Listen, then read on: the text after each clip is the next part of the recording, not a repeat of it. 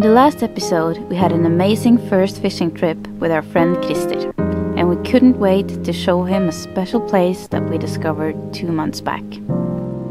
This place offers sight fishing in a small, deep lake with big trout cruising around, and we're surrounded by some of New Zealand's best scenery.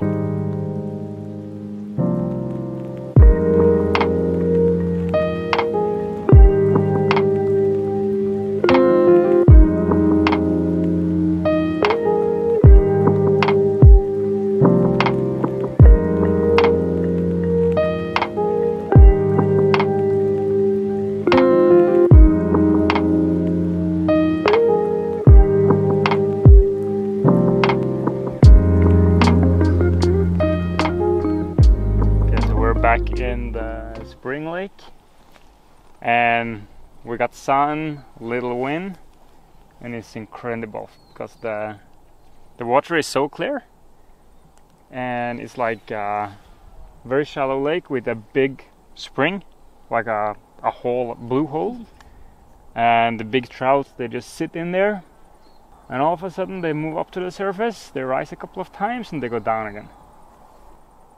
So but this time there's also salmon here. Yeah. Sockeye salmon. Just strange. It's full of salmon. So this must be a landlocked salmon that do not go to the ocean, but they just come up from a lake, which is pretty cool. We'll see if we can manage the. What we'll try here, I think, is that I go down and you guys film from here. You could go down also, but I think it's best that you do this, especially from it's this a long, place. Yeah. long backhand cast in the wrong wind. Yeah. But if you can guide, then I'll try to get it out there. Yeah.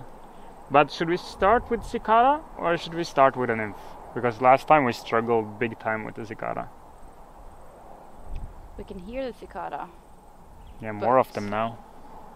Okay, we'll start to try with cicada and see. See how they react to it, and then we'll take it from there. Sounds good. See you in the long ones.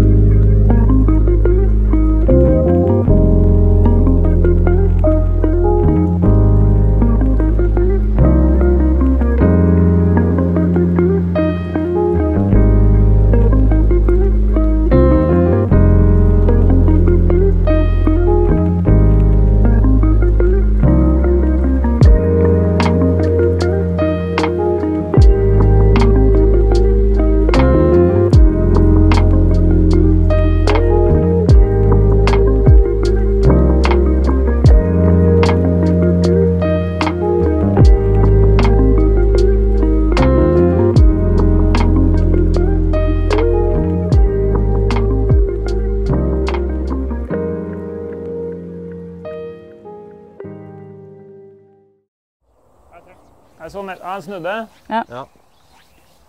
Jeg kan gå helt bort på ham. Der. Han snudde. Kom mot flua. Ja, men dette er helt håpløst, Bjørn. Nei, han tok! Ja. Hei, hei, hei. Well, that didn't exactly go as planned. Looking through the footage now, it seems like the fish has a fly stuck in his mouth. They were super tricky, both of the fish holding in that deep spot. However, we walked over and tried the more shallow areas of the lake, where Tuva had seen a couple of big fish cruising.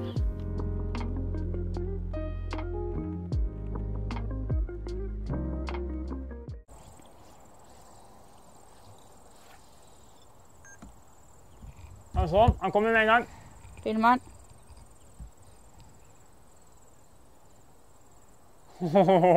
Skeptisk. Han vil ikke han.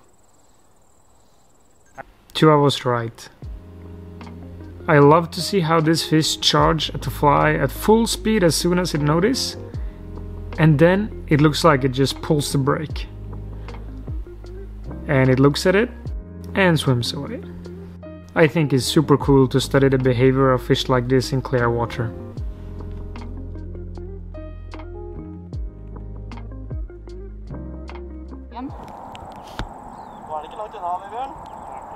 Nå kommer han. Jeg sier ifra hvis jeg ser han gape, ikke sant?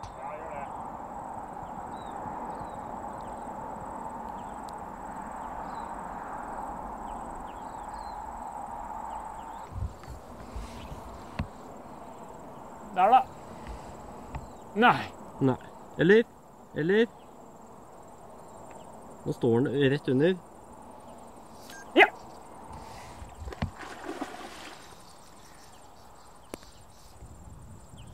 Her var det mye gress. Kjørte seg fast i masse gress, Anna. Dette tror jeg ikke går, dere.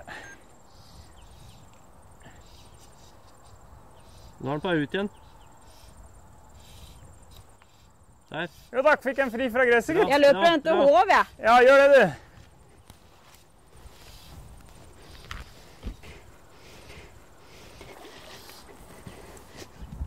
Kast den til meg. Ok. Det må jeg. Ja. 1, Ja. 2, 3. Nydelig. Og den er fin, da. Ja. Herlig. Herlig.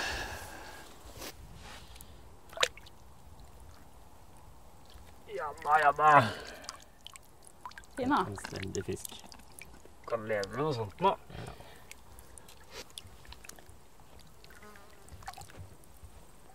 Oi. Det var deilig, Bjørn. Det var deilig.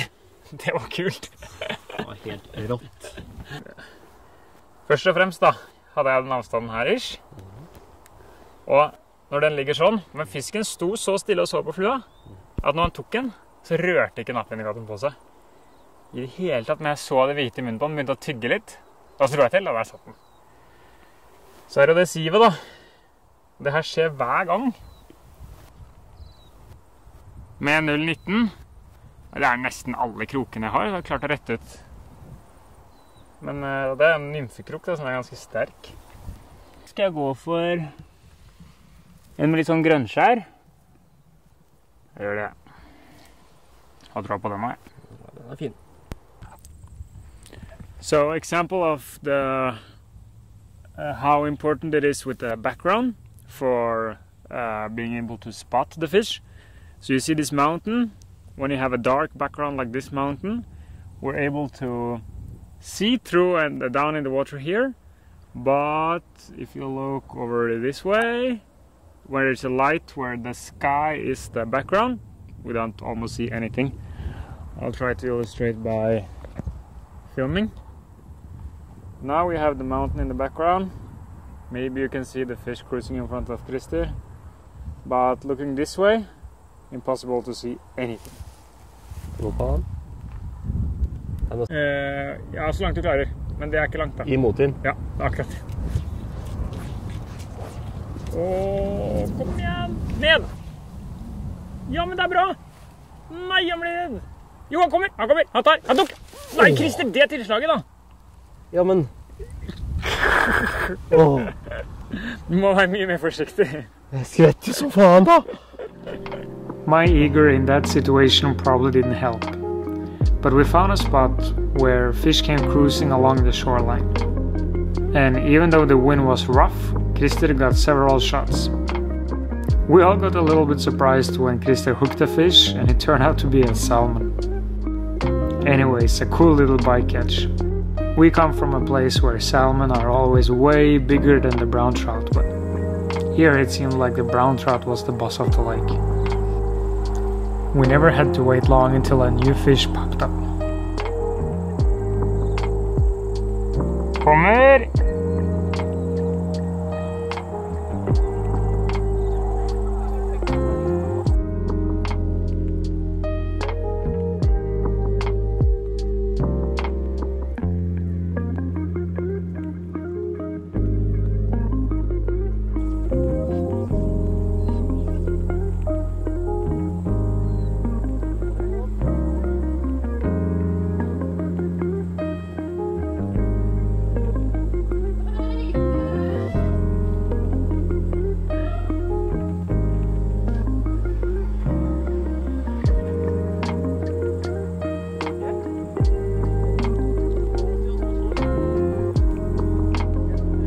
Nå kommer litt mer ned i vinden nå, så har du sjans. Ja, ja, ja. Mer til høyre, mer til høyre. Du må sikte mye mer til høyre enn fisken.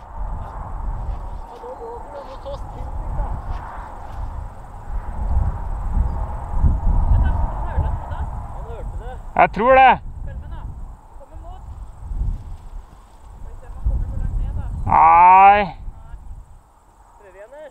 Ja. Nå døde vinden ut. Prøv igjen nå.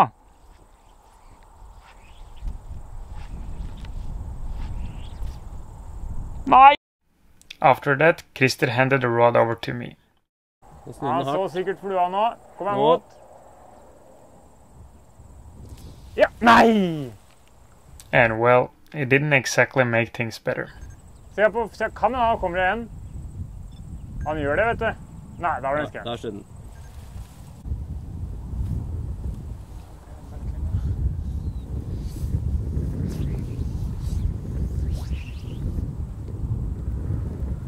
Den kommer i hvert fall til å drive over den. Ja, han gjør det altså. Skal jeg si fra litt, ja. Kom mot den. Kom mot. Han har sett den. Ja.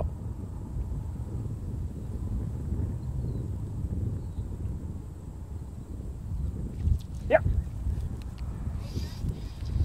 Woo! Den var jeg usikker på om tok, ass. Ja, det var jeg usikker på.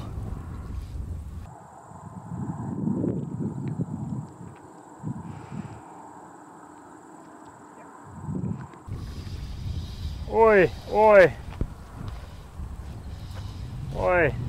Oi. Denne går. Denne går. Oi.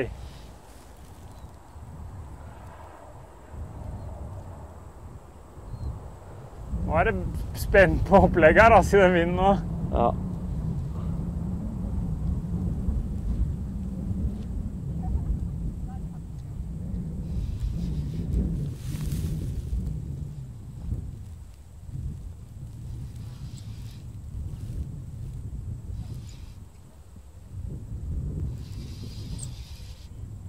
Han er nede i så mye siv. Ja. Han hadde kommet seg litt løs. Han er nede igjen. Han har kommet seg litt løs igjen. Han bare går nedi og nedi og nedi.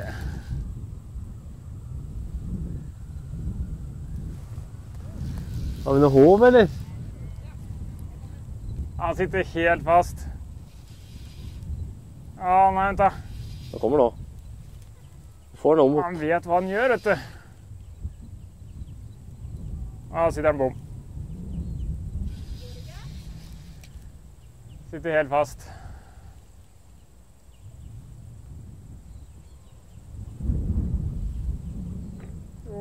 Kom igjen da.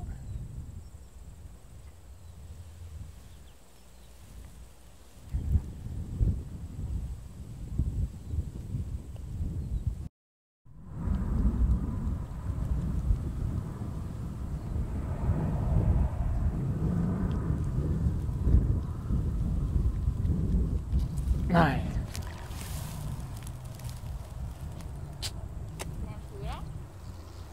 Det var sikkert sånn som den andre.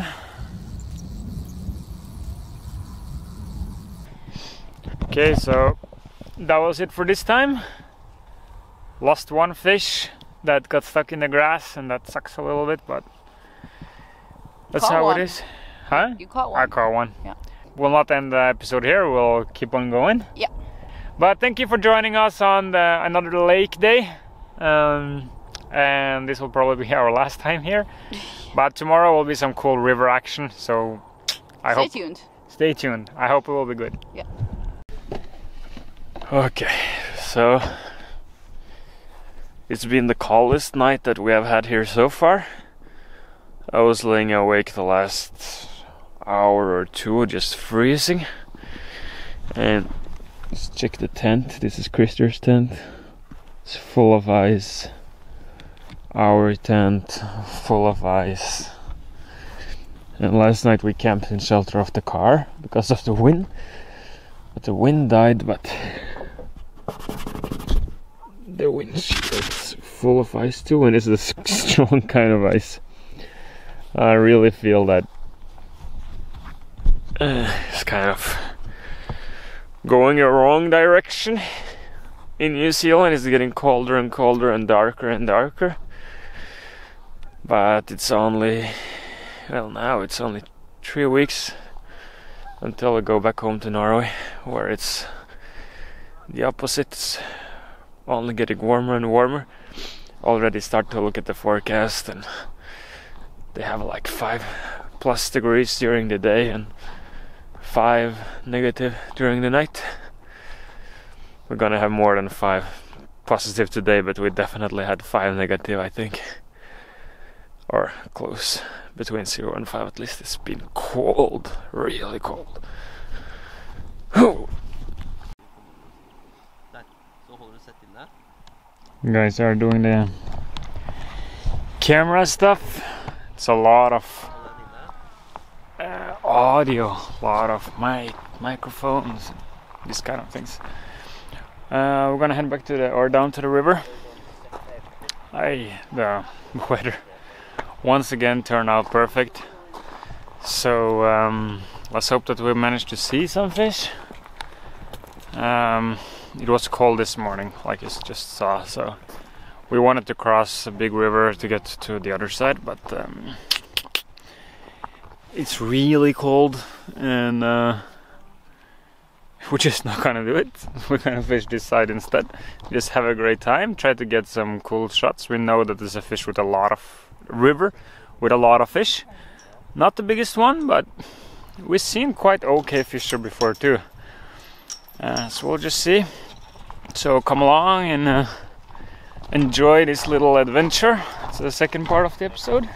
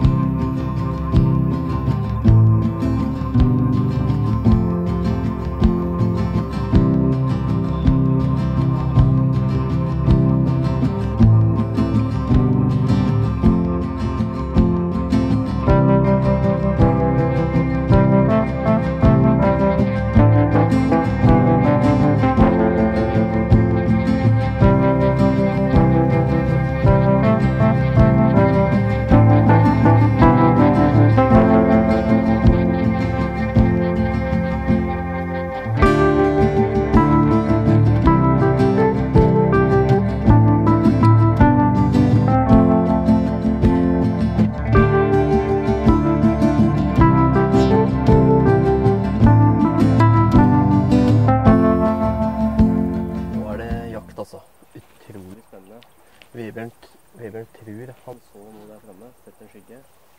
Og han sniker seg fram nå for å bare bekrefte at det er en fisk. Det er 2 svarte ting da, det er en til høyre og en midt i. Den til høyre, det er en stein. Ja, den til høyre, ikke sant.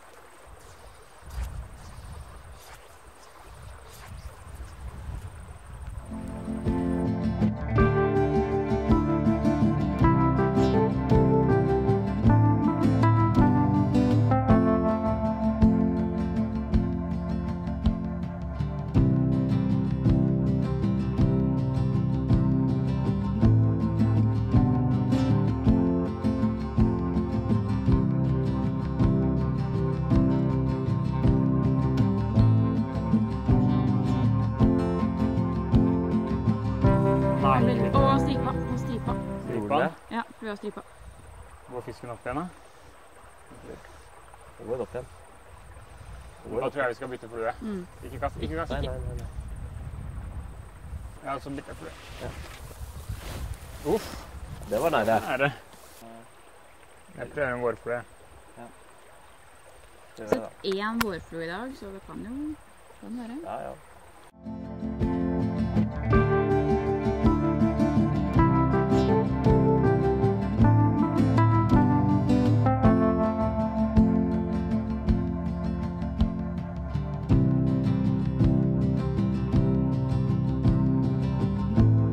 The caddis didn't work, so we switched to a nymph under a green indicator.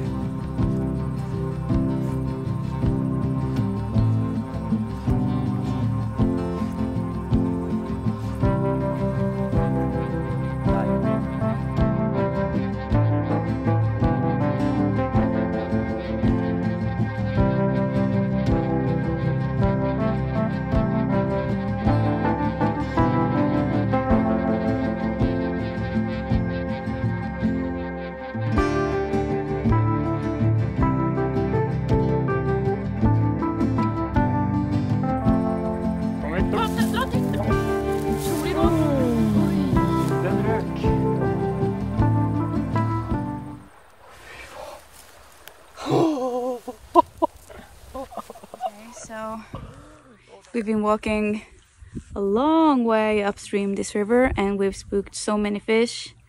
It's been super difficult, but now we have reached a very nice section of the river where it's actually 2 fish. The biggest one we think is quite skinny because it's dark, and Vebjørn and Christer have sneaked up on the bank close to the fish. But the second fish, it's feeding and it's rising, so Christer is going to try the cicada. So let's see.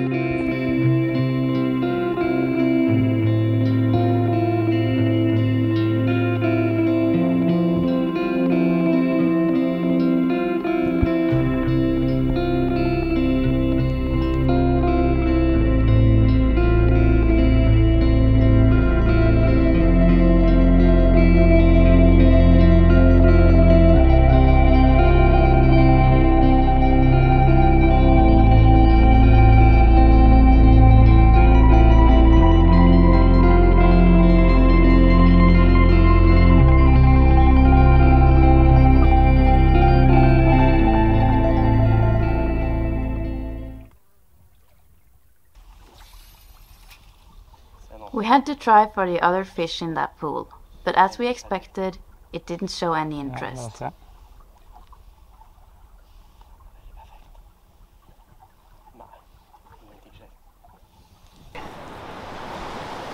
I think we have reached the end of our destination, or end of our journey. We'll head back, and we didn't catch anything today, but we had a great time. We walked up this beautiful spring creek. Christer had 1 fish on dry and 1 fish on nymph, which was super cool. Now we're heading which direction? That direction. And after that direction? West maybe? Yeah. Maybe we head to the west coast. We'll have to ask Tuva first, but we'll see. Anyways, thanks for watching and see you on the next one. Woohoo!